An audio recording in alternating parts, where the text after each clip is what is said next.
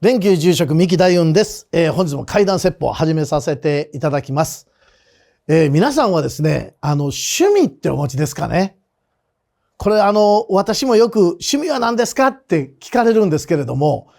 今趣味らしい趣味がないんですね。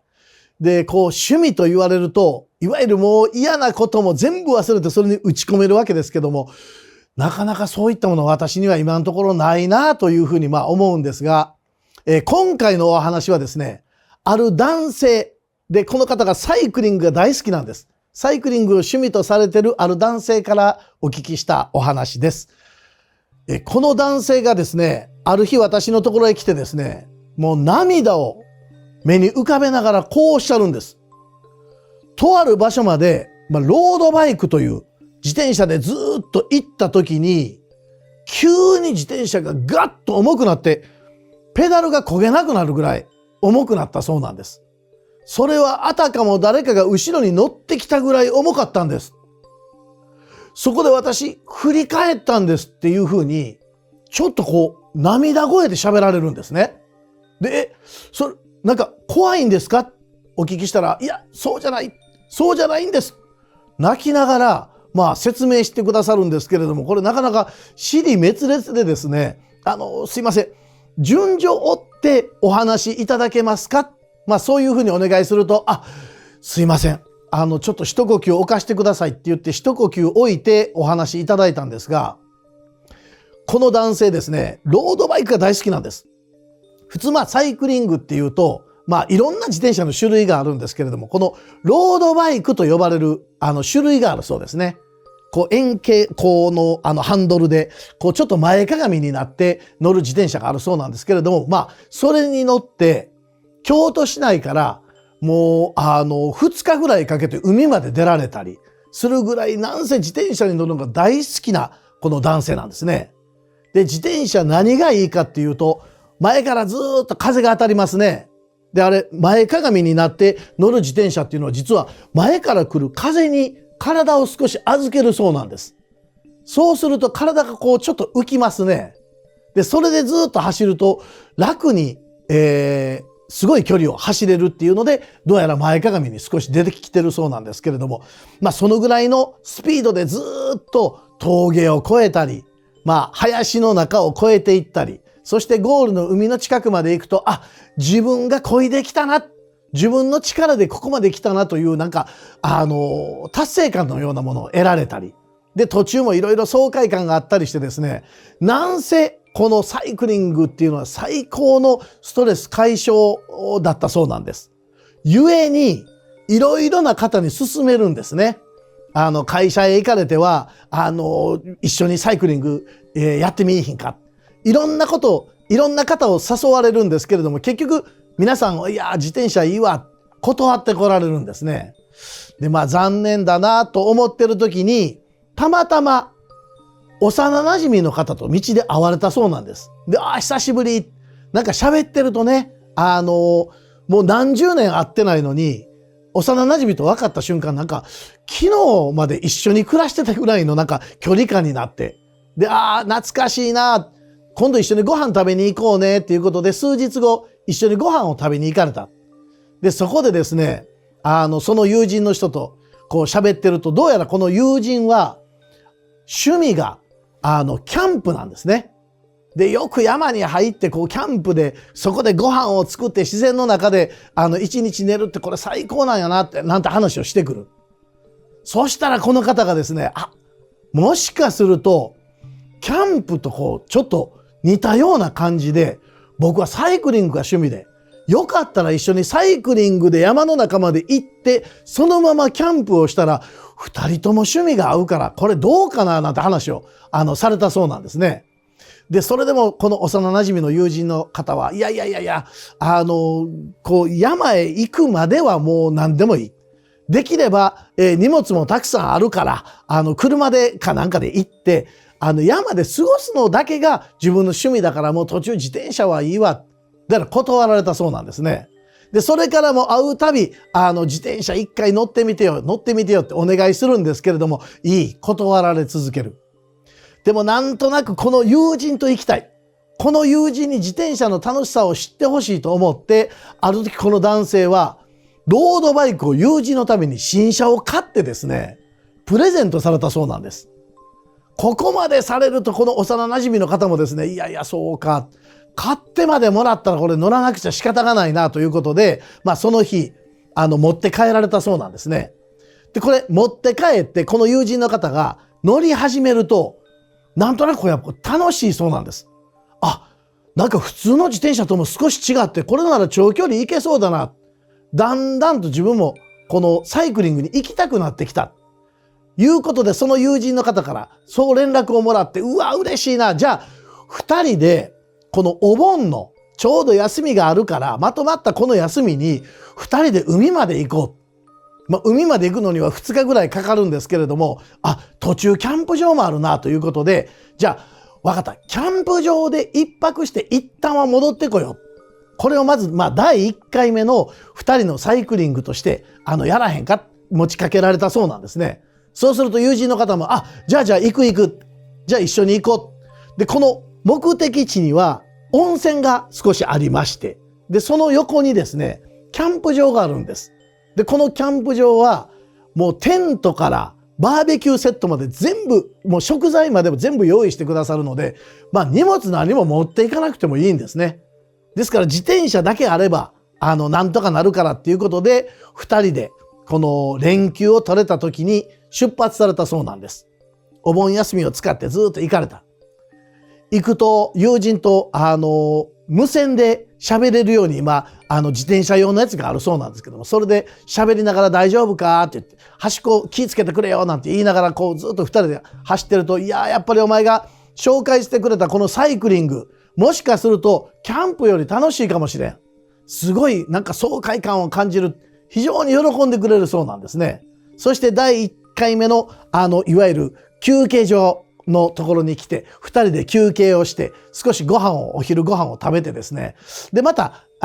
次の休憩所まで走る。それをずっと繰り返して目的地まで行かれるそうなんですけれども、ずっと走ったり、途中休憩したりして、非常に気が合うんですね。で、お前と時道で、本当に、何十年かぶりに会えてよかったなんて話をしてたら、いやいや、こちらこそ。お前のおかげでなんかこれからの人生がもっと楽しくなるような気がする。ありがとうねなんて言ってお互いにお礼を言いながらですね、また目的地に向かってずっと漕ぎ始めるんですね。で、自転車でずっと行って、ここら辺から少し峠に入るから、これがまたこの土の匂い、風の匂いが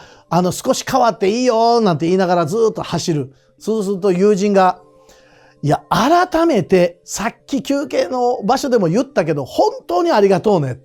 もう本当にお前と出会えたことが自分の人生にとってすごい宝物や。お前は人生のもう本当に宝物や。そんな風に言ってもらえたそうなんです。いや、嬉しいな。なんか照れるな。男同士でこんな話するのもなんか恥ずかしいけど、俺にとってもお前は宝物だという話をしたその瞬間、ガキガキガキっていう音がした。おい、もしもし？何の返事もないんですね。もしもし大丈夫って言ってパッと振り返ったら、トラックに巻き込まれてたそうなんです、その男性が。慌てて自転車をほっぽり出してですね、その友人のところに駆けつけた。その先からもう真っ白になって何も覚えてないそうなんです。次に自分の記憶をたどってみると、思い出せるのはその友人のお葬式だったそうです。そのご友人の方っていうのは実はトラックと接触事故を起こされてこの世を去られたんですね。で、それからこの男性っていうのはもう自分は楽しいサイクリングだからって言って進めてですね、そのせいでこの友人の方は亡くなられたわけです。だからこれは全部自分が悪い、ずっと自分が悪いとなって、もう会社にも行けなくなって、いわゆる精神的な病にかかられて、ずっと家に引きこもるようになられたそうなんです。で、仕事も辞めてずっと家に引きこもってるわけですから、これだんだんとですね、お金もなくなってきますし、生きる気力っていうものがどんどんなくなってきて、最終的にこの男性は自ら命を絶とうという選択をされるそうなんです。そして自ら命を絶つために一番最後に自分は何をすべきか。大切なことを一つしてないことに気づかれた。それは何かっていうと、怖くて現場に一度も足を運んでられなかったんです。もう間もなく1年が経つ。でもこの友人が亡くなったあの道までは、到底自分は行く気になれなかったそうなんです。そして自転車からももう降りられてですね、一切その後自転車にも乗ってられないんですね。でもよくよく考えると、あの日をもう一度よくよく思い出して、自分の戒めとして、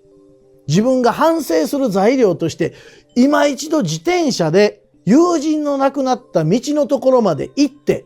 そこで自ら命を絶とう。そう思われたそうなんです。そして久しぶりに自転車にまたがるとですね、足や手が震えるそうなんです。怖いな。この恐怖っていうのは、友人を亡くしたこの悲しみ、責任、それだけではなくって、自分もこれが最後になる。なんとなくその恐怖もあったそうなんです。体が震えた。でも体が震えるまま、いや、これは自分に課された罰なんだ。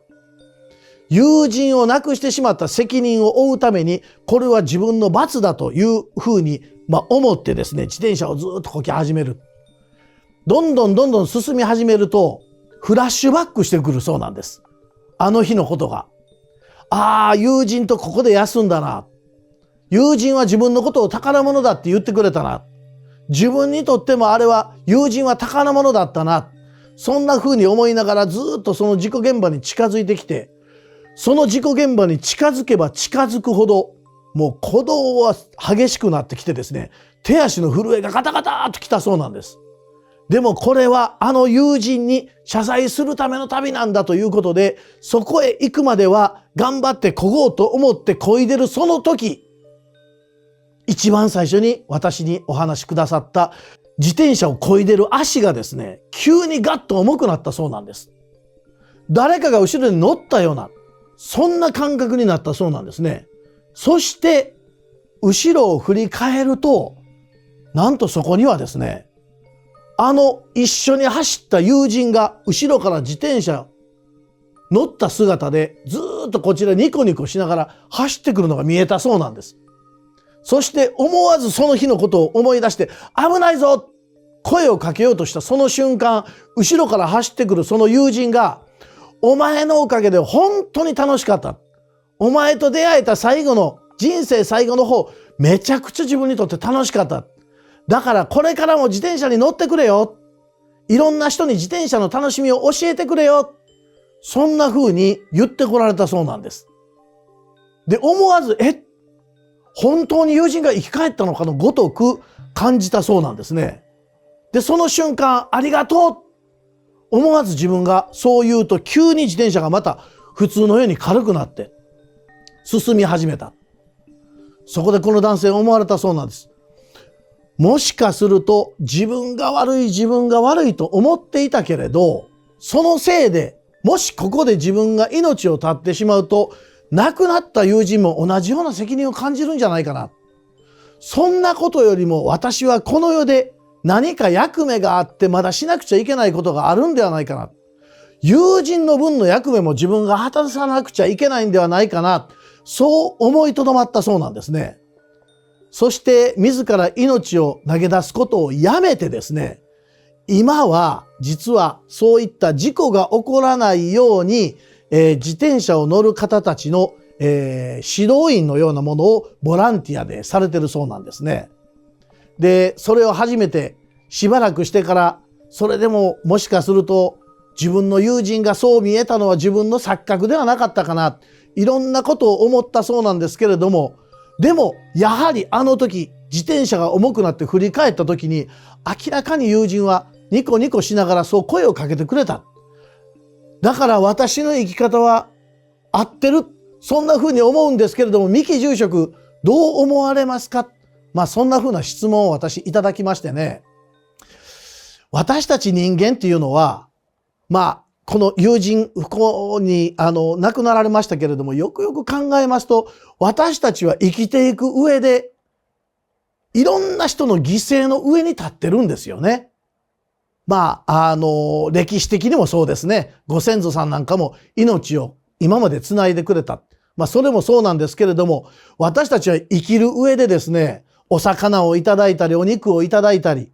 草をいただいたり、いろんなものをいただきますね。私たち人間っていうのは何かを食べてないと生きていけないんです。そういった意味では、いろんなものの命をいただいてるんですよね。そんな中で不幸にも、先に自分の、若い人、あるいは同僚の人、亡くなられた方がおられたら、その方の分も私たちは生きるというのが、仏教的にもそうなんですね。亡くなられた方たちの分も私たちは生きなくちゃいけないんです。で、生きるとは何か、ただ生きをしてる。ただそれだけではやはり、ダメでですね、なんか社会的に役に立つことを進んで私たちがやることが、生きるということではないかなというふうに私は思いますので、この男性の方がですね、自分のせいで亡くなった、そういう思いをもしお持ちなら、その分、この社会に貢献できる何かを、続けていっていただいてですね、長く生きていただきたいなというふうに思います。ということで本日も怪談説法これで終わらせていただきます。どうもありがとうございました。